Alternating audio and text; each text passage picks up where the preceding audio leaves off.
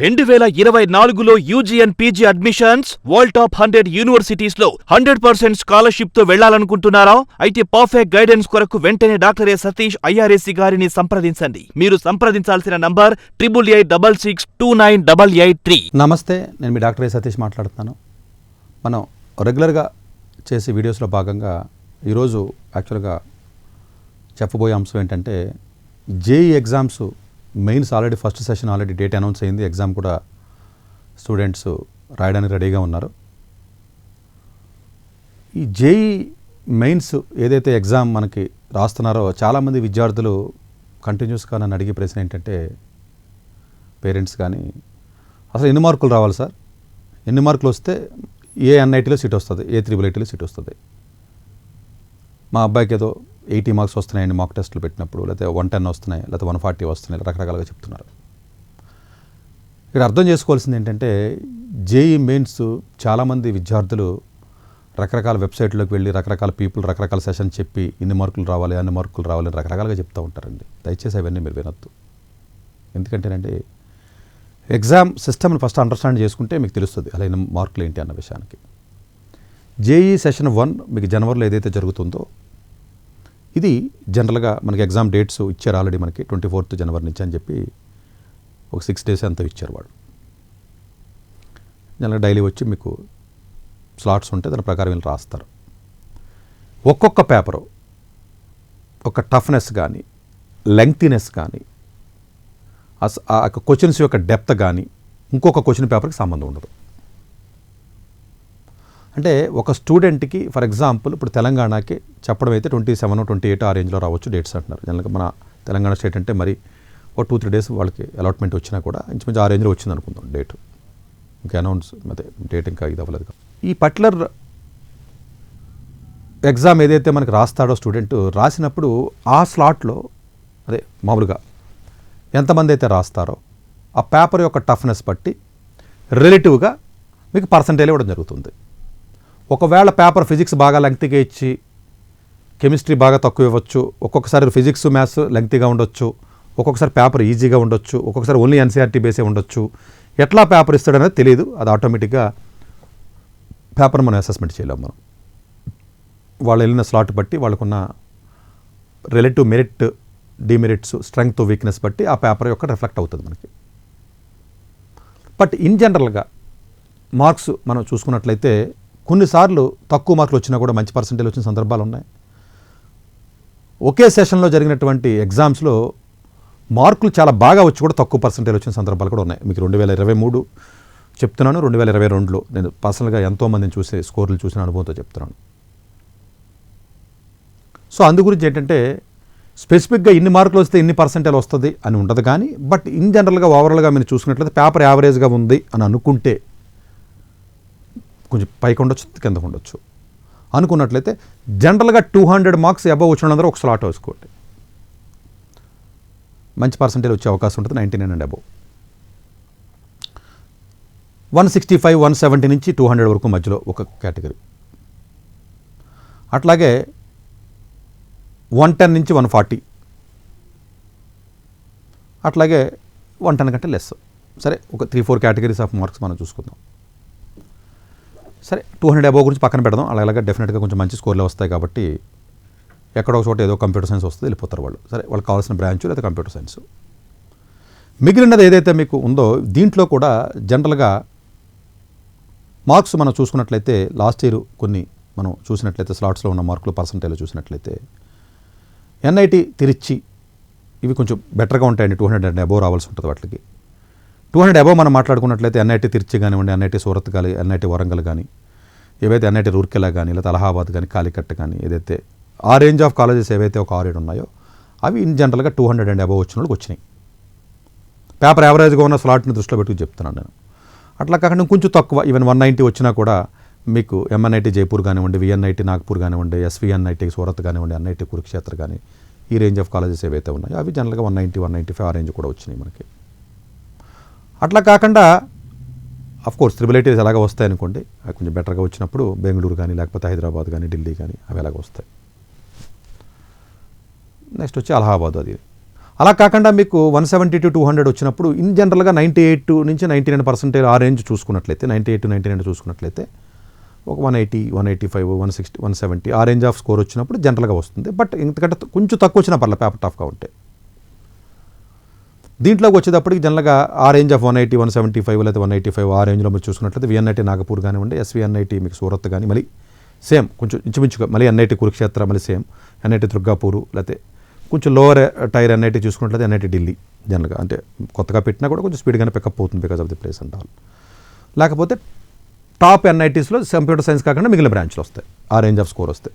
జనరల్గా 180 యావరేజ్గా ఉన్న స్కోర్ ఏదైనా వచ్చినట్లయితే.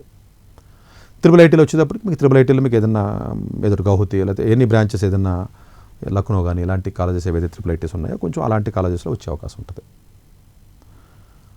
అట్లా కాకుండా ఇంకొంచెం పడ్డాయి అనుకోండి మార్కులు ఏదైనా 150, 160 లేదా 140 ఆ రేంజ్ ఆఫ్ స్కోర్ ఉందనుకోండి మీకు జనరల్గా 95% నుంచి 98% దాకా వచ్చే అవకాశం ఉంటుంది. ఇక్కడ మళ్ళీ ఓన్లీ కంప్యూటర్ సైన్స్ మనం మాట్లాడుకున్నట్లయితే జనరల్గా NIT సిల్సర్ కూడా బాగానే అయిపోతుందండి. 15 వరకు అయిపోయింది మన ఓపెన్ అయితే. నేను వర్క్ చేసినటువంటి ఏరియా అది. బట్ స్టిల్ అది కూడా పాపులారిటీ పెరగడం వల్ల ఎక్కువ మంది ప్రిఫర్ చేస్తున్నారు, వెళ్తున్నారు. NIT రాయ్పూర్ కానివ్వండి, NIT గోవా కానీ, NIT మేఘాలయ, అగర్తల, శ్రీనగర్, ఈవెన్ అగర్తల కూడా ఫాస్ట్గానే అయిపోతుంది. అట్లాగే IIITలు ఏవైతే ఉన్నాయో IIIT DM ఏదైతే మీకు ఉందో జబల్పూర్ కానీ, IIIT లేదా ఏదైనా DM కాంచీపురం కానీ, IIIT ఈవెన్ గౌహతి కానీ ఆ రేంజ్, IIIT పూణే కానీ, కొంచెం కొత్తగా వచ్చిన IIITస్ ఏవైతే ఉన్నాయి IIIT కర్నూలు కానీ సంథింగ్ లైక్ దట్. ఇవి కాకుండా ఏదైనా మీకు Indira Gandhi tech university for women అని జాక్ కౌన్సిలింగ్లోకి వెళ్తే, అలాగే DTU కానీ, నేతాజీ సుభాష్ చంద్ర ఏదైతే Netaji Subhash Chandrabose university of tech కానీ ఆ రేంజ్ మీకు 140 పడిపోయినాయి అనుకోండి, 130 అలా పడిపోయినాయి అనుకోండి, ఇక్కడ 120, 110 ఆ రేంజ్లో పడిపోయినాయి అనుకోండి మార్కులు. ఇన్ జనరల్గా మీకు ఏదైనా మిగతా IITస్లో కంప్యూటర్ సైన్స్ కాకుండా మిగతాది వచ్చే అవకాశం ఉంటుంది. ఏదైనా అరుణాచల్ ప్రదేశ్, మిజోరాం లక్కీగా పేపర్ టఫ్ వస్తే కంప్యూటర్ సైన్స్ కూడా వచ్చేయచ్చు. అలాగే ఏదైనా నాగాలాండ్ కానీ, మణిపూర్ కానీ అంటే అక్కడ లోకల్ అయ్యి ఉండాలి, హోమ్ స్టేట్ కూడా, లేకపోతే మీరు 11th, 12th అక్కడ చదివి ఉండాలి. అందుకని కొంతమంది స్టూడెంట్స్ని బాగా వీక్గా ఉన్న స్టూడెంట్స్ని అక్కడ పంపించేస్తున్నాం మేము, మిజోరాం, సిక్కం అక్కడ చదవండి 11th, 12th అని చెప్తున్నాం మేము. సో దట్ అట్లీస్ట్ అక్కడ హోమ్ స్టేట్ కోట అక్కడ 2 లక్షలు వచ్చిన 1 లక్ష వచ్చిన కంప్యూటర్ సైన్స్ వచ్చేస్తుంది కాబట్టి.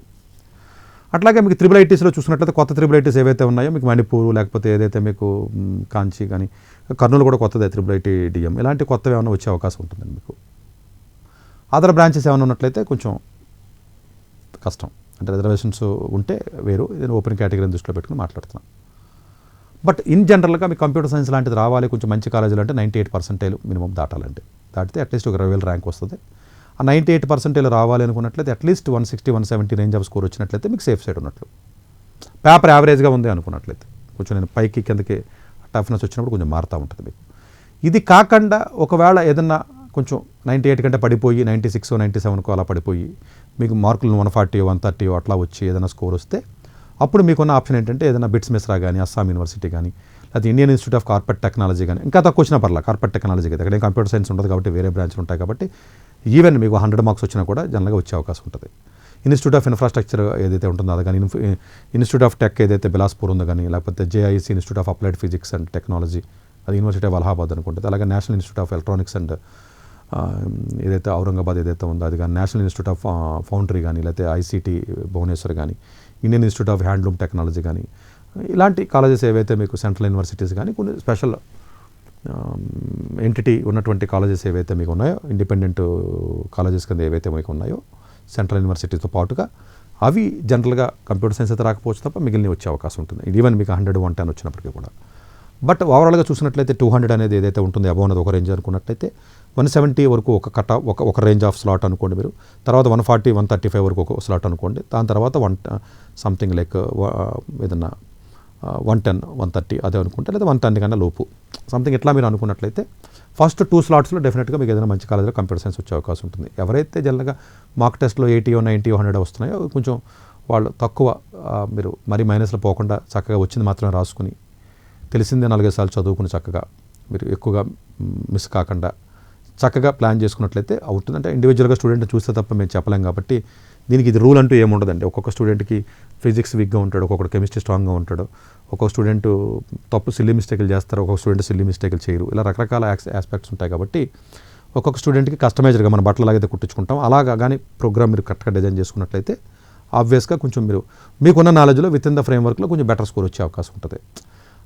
వేరే వాళ్ళ స్ట్రాటజీ మీకు వర్కౌట్ అవ్వదు, మీకు టీచర్ చెప్పింది వర్కౌట్ అవ్వదు, పక్కోడు ఎవరికి 250 వచ్చి వాడి స్ట్రాటజీ మీకు వర్కౌట్ అవ్వదు. ఎందుకంటే ఈచ్ స్టూడెంట్ ఈజ్ ఇండివిజువల్గా ఉంటారు కాబట్టి వాళ్ళకి ప్లస్ మైనస్ వాళ్ళ వీక్నెస్ ఇవన్నీ చాలా పారామీటర్స్ ఉంటాయి కాబట్టి అవి చక్కగా ప్లాన్ చేసుకుని మీరు ఏదో స్లాట్ ప్లాన్ చేసుకుని ఆ టాప్ 2 స్లాట్స్లోకి వెళ్ళడానికి ప్రయత్నం చేయండి. సో మేబీ స్కోర్స్ వచ్చిన తర్వాత రిజల్ట్ వచ్చిన తర్వాత ఎగ్జాక్ట్గా అప్పుడు పర్సంటేజ్ బట్టి ఏ కాలేజీ అప్లై చేయాలి, దేనికి వెళ్ళాలి ఏంటంటే కొంచెం డీటెయిల్గా ఆ రోజు నేను మాట్లాడడానికి ప్రయత్నం చేస్తాను. Thank you very much. Doctor ఏ సతీష్ గారు ఏపీ తెలంగాణ విద్యార్థులకు సుపరిచితమైన పేరు. సతీష్ గారు 2001 యూపీఎస్సీ పరీక్షల్లో ఉత్తీర్ణులై ఇండియన్ రైల్వే విభాగంలో ఉద్యోగం సాధించారు.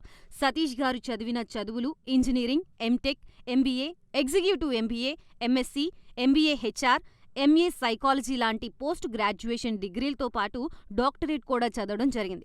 డాక్టర్ సతీష్ గారు నిరంతర విద్యార్థి. అలాగే సతీష్ గారు పలు ప్రతిష్టాత్మక కాంపిటేటివ్ పరీక్షల్లో యూపీఎస్సీ నిర్వహించే సివిల్ సర్వీసెస్ పరీక్షల్లో 159వ ర్యాంక్, అలాగే ఇంజనీరింగ్ సర్వీస్లో 24వ ర్యాంక్, గేట్ ఎగ్జామ్లో 4వ ర్యాంక్, క్యాట్ ఎగ్జామ్లో 99.8%, జీమాట్ ఎగ్జామ్లో 760 స్కోర్, ఇలా పలు కాంపిటేటివ్ ఎగ్జామ్స్లో మొదటి ప్రయత్నంలోనే ఎన్నో ర్యాంకులు సాధించారు.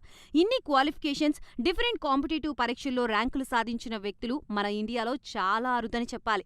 ఇలాంటి అకాడమిక్ల పరంగా, కాంపిటేటివ్ల పరంగా ఇన్ని ర్యాంకులు సాధించడంతో పాటుగా గవర్నమెంట్ ఉద్యోగం చేస్తూ పలు అవార్డులు తీసుకున్నారు. సతీష్ గారికి జనరల్ మేనేజర్ అవార్డు జోనల్ లెవెల్లో, ఆల్ ఇండియా లెవెల్లో నేషనల్ లైఫ్ టైమ్ అచీవ్మెంట్ గుర్తింపులు దక్కాయి. అప్రిసియేషన్ ఆఫ్ ప్రెసిడెంట్ ఇండియా నుంచి గానీ lifetime Sevashri award from Andhra Pradesh మంత్రుల నుంచి అందుకున్నారు. వీటితో పాటు పలు రకాల అవార్డులు అందుకున్నారు.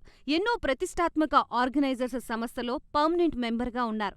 కష్టపడి పైకి వచ్చిన వ్యక్తి కావడం వల్ల గత 20 సంవత్సరాల నుంచి ఎంతో మంది చిన్నపిల్లల దగ్గర నుండి 5, 6 తరగతి విద్యార్థుల నుంచి పెద్ద పెద్ద పీజీ, పీహెచ్డీ కాలేజీలకు వెళుతూ విద్యార్థులకి అవగాహన కల్పిస్తూ ఉంటారు. ప్రతి విషయంపైన డాక్టర్ సతీష్ గారు స్పష్టమైన అవగాహన కలిగి ఉన్నారు. డాక్టర్ సతీష్ బలంగా నమ్మే సూత్రం ఏంటంటే అవేర్నెస్ ఈజ్ ఎవ్రీథింగ్. మనిషికి అవేర్నెస్ ఉంటే ఏదైనా సాధించగలరు. ఒక్క మోటివేషన్తోనే కాదు, ఏది చెయ్యాలి, ఏది చేయకూడదు, ఎలాంటి డెసిషన్ తీసుకోవాలనే విషయాలపై, ముఖ్యమైన విషయాలపై అవగాహన కల్పిస్తూ ఉంటారు. అలాగే గవర్నమెంట్, ప్రైవేట్ జాబ్లే కాకుండా ప్రపంచ దేశాల్లోని జాబ్స్పై కూడా అవగాహన కల్పిస్తూ ఉంటారు. ఉద్యోగాలతో పాటు పెద్ద చదువులైన ఐఐటి వంటి వాటిపై సెషన్స్ నిర్వహిస్తూ ఉంటారు. ఇప్పటి వరకు 3 లక్షల సెమినార్లు ₹1 తీసుకోకుండా ఉచితంగా నిర్వహించారు.